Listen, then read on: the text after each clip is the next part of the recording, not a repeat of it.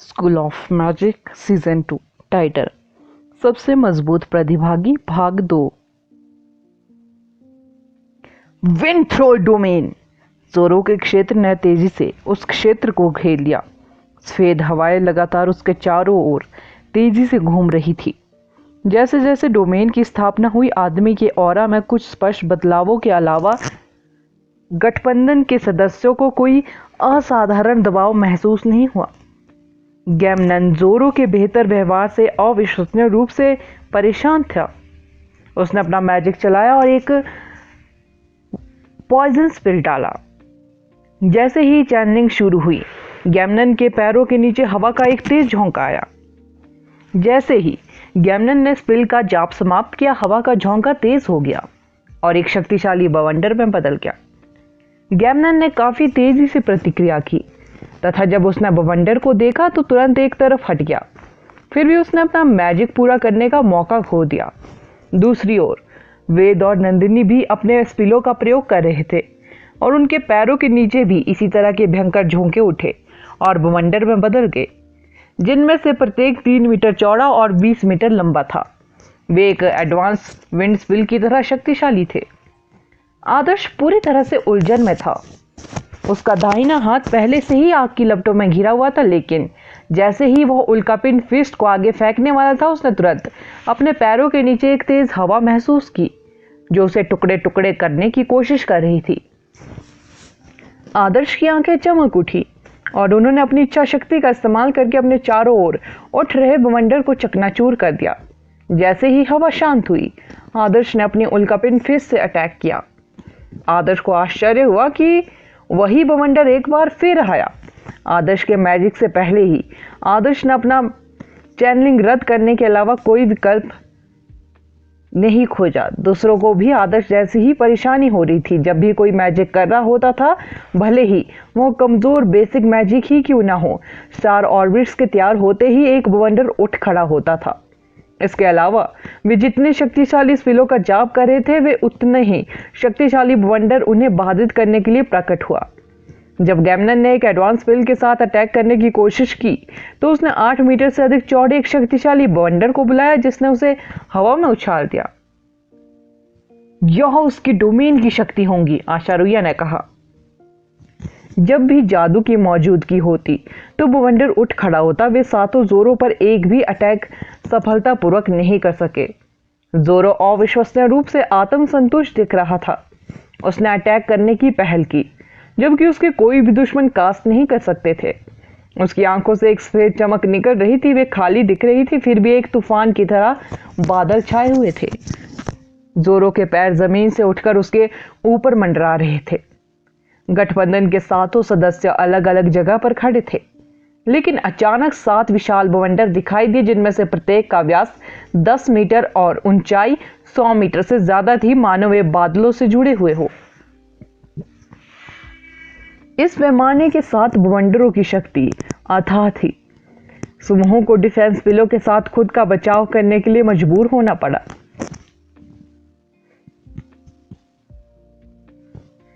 तुम बस अपनी चालों से हमें बेवकूफ बनाने की कोशिश कर रहे हो। क्या तुम्हें सच में लगता है तुम हम 7 लोगों से एक ही समय में लड़ सकते हो? अभी भी हवा में क्रोधित गैमनन झुलसती हुई लपटों से घिरा हुआ था। धधकती आग को चीरते हुए जोरो पर झपटा। जोरो की पीठ पर अभी भी विंड विंग्स थे, इसलिए उसकी गति चौंकाने वाली थी। आदर्श और आशारुया स्पेस एलिमेंट्स के साथ उसकी गति को नियंत्रित करने की योजना बना रहे थे, लेकिन उन्हें एहसास हुआ कि उनकी कास्टिंग गति उसकी तुलना में बेहद धीमी थी। जब तक रोम्बॉइड दिखाई दिए, तब तक वह आदमी पहले ही आगे बढ़ चुका था। जोरो ने गैमनन की लपटों से बचते हुए बवंडर में घिरे लोगों को देखा। बहुत जल्दी से बगल की ओर भागा, आसमान से गिरते हुए बर्फीले ताबूत से बचता हुआ। नंदिनी ने आइस बाउंड को फेंक दिया था, जैसे उसने धीरे से कहा, और भी बर्फ से बंधे ताबूत आसमान से गिरने लगे। जोरो लगातार स्पिलों को चकमा दे रहा था। वह थोड़ा घबराया हुआ लग रहा था, शायद इसलिए क्योंकि उसे उम्मीद नहीं थी कि नंदिनी एक साथ इतने सारे आउस बाउंड कॉफिन को बुलाने में सक्षम थी। चलो उसे पकड़ लेते हैं, आशारुया ने आदर्श और वेद से कहा। वे तीनों स्पेस मैजिशियन थे। उन्होंने सबसे पहले खुद पर सुरक्षा की एक परत लगाई ताकि बवंडर उनकी स्पिल में बाधा न डाल सके। नंदिनी के आइस बाउंड की वजह से जोरो की हरकतें सीमित हो चुकी थी, इसलिए रोम्बॉइड ने तेजी से आकार लिया और जोरो पर टूट पड़े। रोम्बॉइड्स के टकराने पर जोरो को तुरंत एक टन भारीपन महसूस हुआ और बहुत सीधा जमीन पर गिर पड़ा। जोरो जमीन पर उतरने के बाद हिलने डुलने में संघर्ष कर रहा था। आखिरकार आदर्श, वेद और आशारुया का स्पेस मैजिक बेहद शक्तिशाली था, खासकर जब वे इसे एक ही व्यक्ति पर केंद्रित कर रहे थे। उन्होंने बेसिक रूप से उसकी हिलने डुलने की क्षमता को बंद कर दिया था।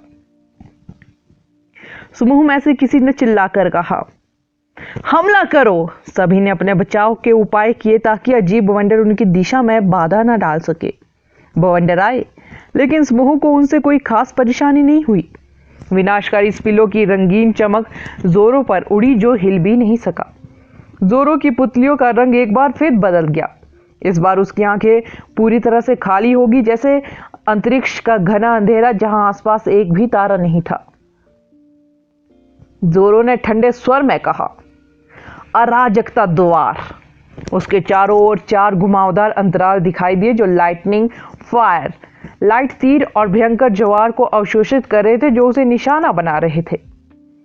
विनाशकारी स्पिल घुमावदार अंतरालों के संपर्क में आने के बाद हवा में गायब हो गए, मानो वे किसी दूसरी दुनिया में स्थानांतरित हो गए हो। विनाशकारी स्पिलों का कोई निशान नहीं बचा था। जोरो पूरी तरह सुरक्षित था, जहां तक कि जिस घास पर वह खड़ा था उसे भी जरा सी भी क्षति नहीं पहुंची थी। वापस तुम्हारे पास। जोरो की आंखें चमक उठी। मुड़े हुए केओस गेट ने जोरो के चारों ओर घूमना शुरू कर दिया और कई स्पिल बाहर निकल आए, जिसमें एक स्काई फ्लेम फ्यूनरल शामिल था, जिसने आकाश को ढक लिया। आदर्श को चीरता हुआ एक लाइटनिंग का पंजा और आशारुया पर फायर करने वाला एक विशाल लाइट तीर। वे सातों लोग पीले पड़ गए। उन्होंने जो विनाशकारी स्पिल डाले थे वे उन पर वापस आ चुके थे। सबसे भयानक बात यह थी कि ऐसा लग रहा था कि स्पिल पहले से भी ज्यादा शक्तिशाली थे। 7 लोगों के समूह को स्पिलों से नष्ट कर दिया गया। कुछ को अपने डिफेंस इक्विपमेंट का उपयोग करने के लिए मजबूर होना पड़ा। देर से आने वाले विनाशकारी स्पिल अब उन्हें निशाना बना रहे थे, जबकि जोरो अभी भी पूरी तरह से सुरक्षित बीच में खड़ा था। विस्फोटों की तेज हवाओं ने धूल को हवा में उड़ा दिया। जोरो 3 स्पेस मैजिशियनों द्वारा उस पर लगाए गए गुरुत्वाकर्षण स्पेस से मुक्त हो गया और वापस हवा में उठ गया। उसके विंड विंग्स धीरे धीरे धड़क रहे थे। जोरो ने एक सफेद कॉन्स्टलेशन बनाया क्योंकि उस समूह उन पर हुए अटैकों से उबर रहा था।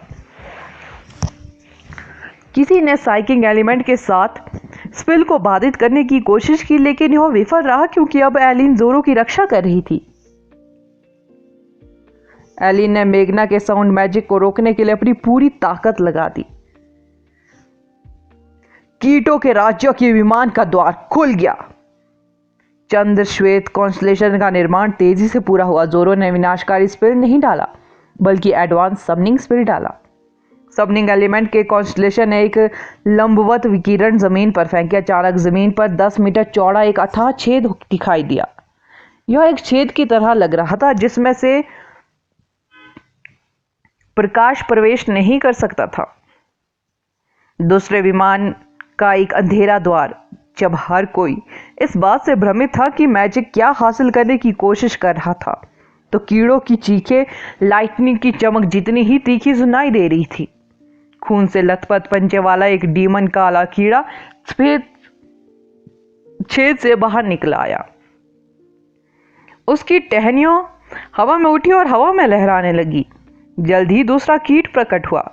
मनुष्यों की गंध को महसूस करने के बाद वे गुस्सा हो गए और सीधे नंदिनी पर अटैक कर दिया, जो उनके सबसे करीब थी। इससे पहले कि नंदिनी उन 2 कीड़ों को मार पाती, उसी प्रजाति के कई और कीड़े छेद से बाहर निकल आए। आदर्श जो ऊंची जगह पर खड़ा था, जब उसने छेद में देखा तो उसकी सांस रुक गई। अथाह गड्ढे में काले कीड़े रेंग रहे थे। वे काले ज्वार की तरह गड्ढे से बाहर निकल रहे थे और पलक झपकते ही सैकड़ों कीड़े सतह पर आ गए। यह स्पष्ट था कि ये कीड़े तो बस शुरुआत थे। पूरी जगह कीड़ों से भरी हुई थी। भूमिगत राक्षसी कीड़ा जिसने कैरोलिन को जमीन में घसीटा था वह भी दिखाई दिया। उसने कैरोलिन का लगातार पीछा करना बंद कर दिया और कीड़ों को आदेश देने के लिए चीखने लगा। कीड़ों का दृश्य इतना भयानक था कि दर्शकों की उन्हें और देखने की हिम्मत तक नहीं हुई। कीड़ों की सेना के ऊपर तैरते हुए जोरो ने एक व्यंग्यात्मक मुस्कान के साथ कहा, अगर मिस्र की टीम ने उन शापित ज़ॉम्बीज ने मेरे भूमिगत डीमन कीड़ों को नहीं दबाया होता तो मुझे इस तरह मिश्रित युद्ध में आप लोगों से लड़ना भी नहीं पड़ता। जोरो के मन में स्पष्ट रूप से मिस्र की टीम के प्रति द्वेष था, क्योंकि उसकी टीम मिस्र की टीम की गंदी रणनीति के कारण हार चुकी थी। जोरो का फर्स्ट एलिमेंट विंड था, सेकंड एलिमेंट समनिंग था और थर्ड एलिमेंट केओस एलिमेंट था। उसके 3 एलिमेंट डेड एलिमेंटों की मजबूत रक्षा के खिलाफ पूरी तरह से बेकार थे। उसका विंड थ्रोल डोमेन पूरी तरह से बेकार था, क्योंकि मिस्र की टीम केवल अपने ज़ॉम्बीज अनडेड एलिमेंट का उपयोग कर रही थी। इसके अलावा उसके राक्षसी कीड़े भूमिगत के शासक भी थे, फिर भी वे गंदे ज़ॉम्बीज से आश्चर्यजनक रूप से डरते थे। वह मिस्र की टीम के खिलाफ मैच के दौरान उन्हें बुला भी नहीं सका, अन्यथा वह उनके खिलाफ कैसे हार सकता था। मिस्र की टीम के खिलाफ उसके तीनों एलिमेंट अप्रभावी थे, फिर भी सामान्य मैजिशियनों का सामना करते समय वह आसानी से हावी हो जाता था। जब तक एलिन उसे दुश्मन के मानसिक स्पिलों से बचाने के लिए मौजूद थी, जोरो को इस बात की परवाह नहीं थी कि वह एक ही समय में कितने विरोधियों से लड़ रहा था। आपने उसे अभी भेजकर सही किया, आदर्श ने चेहरे पर असहाय भाव लाकर कहा, क्योंकि वह कीड़ों को उस क्षेत्र में रेंगते हुए देख रहा था। केओस एलिमेंट, यह जोरो का केओस मैजिक निकला। भले ही केओस एलिमेंट जोरो का फर्स्ट एलिमेंट नहीं था, फिर भी इसने आदर्श को काफी सिरदर्द दिया। आदर्श एक विनाशकारी मैजिशियन था, जबकि केओस एलिमेंट अन्य लोगों के स्पिलों को अवशोषित करने और उन्हें अपने दुश्मन पर वापस अटैक करने की क्षमता के लिए जाना जाता था। आदर्श का मानना था कि केओस एलिमेंट वाले मैजिशियन का सामना करते समय कुछ ना करना ही उनके लिए बेहतर था, क्योंकि ऐसा करने से वे स्वयं और अपने साथियों को ही खतरे में डालेंगे। आदर्श के विनाशकारी स्पिल काफी भयानक थे, फिर भी केओस गेट परावर्तित होने के कारण हमलावर स्पिलों को मजबूत करने में सक्षम था। उसका स्काई लाइटनिंग क्लॉ जो परिवर्तित हो गया था, उसने अभी अभी मेघना को लगभग घायल कर दिया था। कीड़ों की संख्या बहुत ज्यादा थी। आदर्श का उन पर अपनी ऊर्जा बर्बाद करने का कोई इरादा नहीं था। एडवांस समनिंग स्पिल बहुत से जीवों को बुलाने में सक्षम थी ताकि समनर के लिए वह लड़ाई कर सके। यह स्पिल बेहद शक्तिशाली था, लेकिन इसमें समय की भी कमी थी। कीड़े भले ही परेशान करने वाले हो, लेकिन वे 6 एलिमेंटों वाले व्यक्ति आदर्श के लिए कोई खतरा पैदा नहीं कर सकते थे। ऐसा कहा जा रहा है कि अन्य लोग स्पष्ट रूप से कीड़ों के खिलाफ संघर्ष करने जा रहे थे। यह जोरो वास्तव में टूर्नामेंट में सबसे मजबूत प्रतिभागी था। वह तब भी ऊपरी हाथ रखता था जब वह एक साथ 9 लोगों से लड़ रहा था। हालांकि आदर्श का मानना था कि अधिक लोगों के आसपास होने से जोरो को वास्तव में फायदा होगा। वह आदमी चाहता था कि अधिक लोग उस पर अटैक करें ताकि वह अपने डोमेन और अपने केओस एलिमेंट का पूरा फायदा उठा सके। Next episode title, Veth versus Zoro. Zoro ने जब दूर से घंटी की आवाज सुनी तो वह मुस्कुराया। इंग्लिश टीम के 3 सदस्य खो चुके थे, फिर भी जोरो को कोई परेशानी नहीं हुई। आखिरकार एलिन और उसके अलावा बाकी 3 खिलाड़ी टीम में औसत ही थे। 3 सब्स्टिट्यूट मेंबर्स इंग्लिश टीम के असली कोर सदस्य थे। बहुत दुख की बात है, अपना सर्वश्रेष्ठ देने के बाद भी आप मुझे बाहर निकालने में असफल रहे। जोरो ने उनका मजाक उड़ाया। काले कीड़े जमीन पर रेंगते रहे और आसपास मौजूद किसी भी व्यक्ति पर अटैक करते रहे। जोरो के क्षेत्र के कीटों और बवंडर से निपटना विशेष रूप से कठिन नहीं था, लेकिन जब दोनों एक साथ आ गए तो चीजें तुरंत बहुत अधिक जटिल हो गई। गठबंधन के सदस्यों को कीड़ों को भगाने के लिए अपने स्पिलों का प्रयोग बहुत बार करना पड़ता था। हालांकि हर बार जब वे स्पिल का प्रयोग करते थे, जोरो का डोमेन तुरंत उन्हें बवंडर से निशाना बनाता था। नतीजन उन्हें अभी भी अपने बवंडर से नुकसान उठाना पड़ा, क्योंकि वे कीड़ों को मार रहे थे, जिससे उनकी रक्षा कमजोर हो रही थी। यह जोरो अपने मैजिक का इस्तेमाल करने अपने फायदे के लिए करने में बेहद माहिर है। हमें उसकी देखभाल के लिए किसी को भेजने की जरूरत है, मेघना ने कहा। उसने जोरो को संभालने की तरकीब की भी पहचान ली थी। जोरो से एक ही समय में बहुत से लोगों का लड़ना ना समझी थी। वह व्यक्ति स्पष्ट रूप से साधना के मामले में उनसे सबसे मजबूत था। उसका केओस एलिमेंट दूसरों के प्राथमिक एलिमेंटों की तुलना में बहुत अधिक मजबूत लग रहा था। भले ही उसका केवल यह थर्ड एलिमेंट था, यह आदर्श के विनाशकारी स्पिलों को भी प्रतिबिंबित करने में कामयाब रहा था। मैं यह करूंगा, वेद ने कहा। मैं उससे अकेले ही लड़ूंगा, वह मुझे इतनी आसानी से नहीं हरा पाएगा, वेद ने स्वेच्छा से कहा। वे जोरो के पीछे बहुत ज्यादा लोगों को भेजने का जोखिम नहीं उठा सकते थे, क्योंकि इससे स्थिति और खराब हो जाती।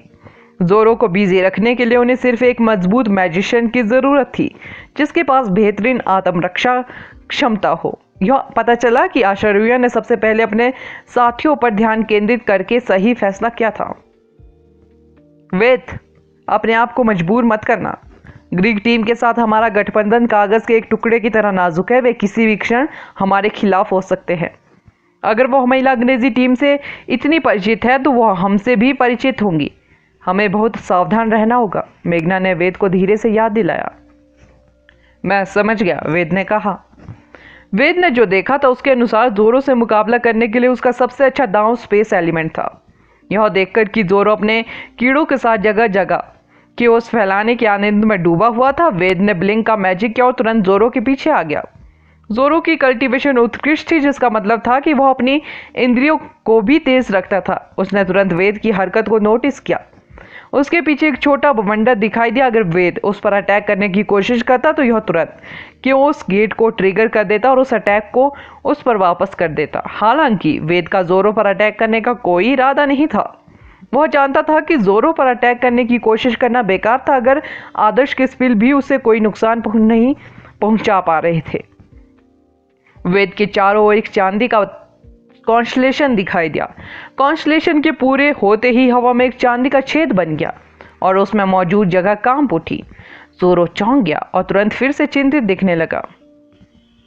यह फिर वही चाल है। जोरो स्पेस एलिमेंट से बेहद परेशान हो रहा था।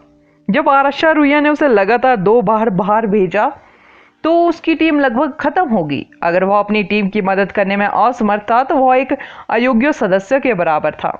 स्पेस कांप उठा। जोरो समय रहते उस क्षेत्र से बाहर नहीं निकल पाया और उसे जबरदस्ती स्पेस के अथाह प्रवाह में खींच लिया गया। ब्लिंक, वेद ने खुद को और जोरो को दूर भेज दिया। जोरो को और दूर ले जाने के बाद उसने काफी ऊर्जा खर्च की। वे पलक झपकते ही उस क्षेत्र से गायब हो गए। बाकी लोगों को पता ही नहीं चला कि वे कहां चले गए।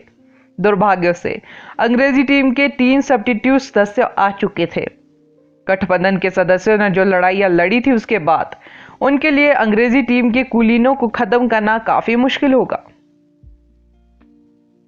क्या इसका कोई मतलब है दूसरों के लिए समय खरीदने के लिए खुद का बलिदान करना? जोरो ने अहंकार से कहा, क्योंकि उसे युद्ध के मैदान में दूसरी जगह ट्रांसफर कर दिया जा रहा था। खुद का बलिदान? तुम अपने बारे में बहुत अधिक सोच रहे हो, वेद ने जवाब दिया। क्यों? क्या तुम्हें लगता है कि तुम मेरे खिलाफ लड़ पाओगे? अगर मैं तुम्हें हारने के बारे में गंभीर हूं और हराने के बारे में गंभीर हूं तो तुम 10 राउंड से ज्यादा नहीं टिक पाओगे, जोरो ने कहा। जोरो वेद के साथ अपना समय बर्बाद नहीं करना चाहता था। स्पेस मैजिशियन को हराना मुश्किल था, क्योंकि अगर उसे एहसास हो जाता कि वह हारने वाला है तो वह आसानी से ब्लिंक कर सकता था। चर्चा। उसने आसपास का माहौल तेजी से बदलते हुए देखा। वेद ने आगे कुछ नहीं कहा, अपनी शक्ति का इस्तेमाल करके युद्ध का मैदान तैयार किया। चांदी की किरणें जमीन पर लंबवत गिरने से पहले तेजी से दूर तक फैली। 3 अन्य रेखाएं हवा में फैली हुई थी और एक चांदी के घन का आकार बना रही थी, जिसमें वेद और जोरो को समाहित किया गया था। जोरो यह देखकर और भी गुस्सा हो गया। ये लोग बस उससे उलझने के तरीके खोजते रहते थे। अगर उनकी गंदी चालें ना होती तो वह आसानी से युद्ध के मैदान पर हावी हो सकता था। जोरो चिल्लाया, मुझे लगता है कि मुझे पहले तुम्हें बाहर निकालना होगा। उसने वेद को निशाना बनाने के लिए एक तेज हवा को बुलाया। लाओ इसे। वेद निडरता से अपने डोमेन के अंदर खड़ा था। जोरो के पास उसका विंड थ्रोर डोमेन था, लेकिन वेद के पास उसका स्पेस डोमेन भी था। जब तक वह क्यूब के अंदर था, यह उसके स्पेस एलिमेंट की शक्ति को काफी हद तक बढ़ा देगा। हवा के शंकु सभी दिशाओं में दिखाई दिए। हवा के इन विशाल स्फेयर शंकुओं में एक भयानक भेदन क्षमता थी। शंकु चौंकाने वाली गति से घूमते थे और आसानी से कई डिफेंस पिलों को भेज सकते थे।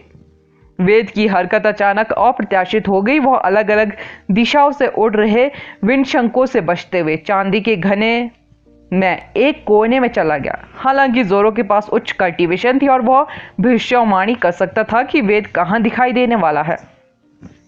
वह आगे बढ़ा और अपने हाथों को हिलाकर दो आपस में जुड़े हुए अव्यवस्थित निशानों को बुलाया, जैसे कि दो काली कुल्हाड़ियां स्पेस को चीर रही हो। उन्होंने कोई आवाज नहीं की, लेकिन ऐसा लगा जैसे उनके रास्ते में आने वाली हर चीज गायब हो जाएगी। पीछे हटो, वेद ने अपनी नजर तेज की और उसके शरीर से एक चांदी जैसी रोशनी फूट पड़ी। जोरो को तुरंत एक मजबूत प्रतिरोध महसूस हुआ, जिसने उसे आगे बढ़ने से रोक दिया। कि उस कुल्हाड़ियों ने वेद पर दोनों तरफ से अटैक किया। वेद को पता था कि केवल अपनी इच्छा शक्ति से केओस एलिमेंट के हमलों को रोकना मुश्किल होगा, इसलिए उसने निर्णायक रूप से अपने मैजिक बूट्स एक्टिवेट किया और केओस कुल्हाड़ियों को चकमा दिया। अगला एपिसोड जानने के लिए बने रहे मेरे इस चैनल के साथ। Thank you.